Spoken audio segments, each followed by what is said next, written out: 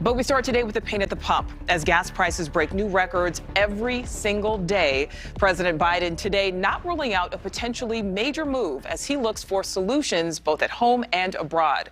New reports indicate he's considering a trip to Saudi Arabia, and as NewsNation correspondent Kelly Meyer reports, it's a visit Biden previously said he would avoid after the death of journalist Jamal Khashoggi.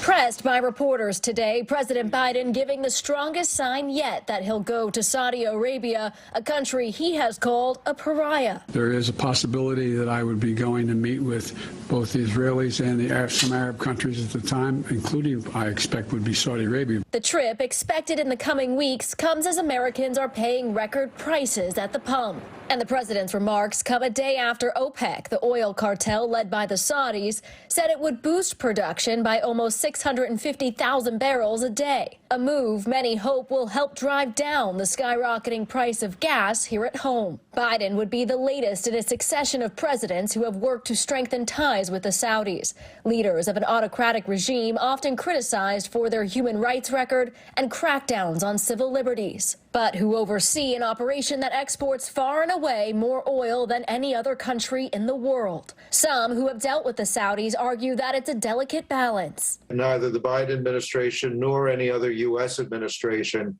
can base their entire policy with Saudi Arabia entirely on this question of human rights. The trip would be a change of tone for a president who has harshly criticized the kingdom for the 2018 brutal killing of the Washington Post journalist Jamal Khashoggi, a killing U.S. intelligence says was ordered by Mohammed bin Salman, the powerful Saudi crown prince known as MBS. Today, the president framed his visit as a drive for peace in the Middle East and insisted that human rights was still a top concern. I'm not going to change my view on human rights, but as President of the United States, my job is to bring peace if I can. The president's visit is expected to come at the end of a European trip at the end of June.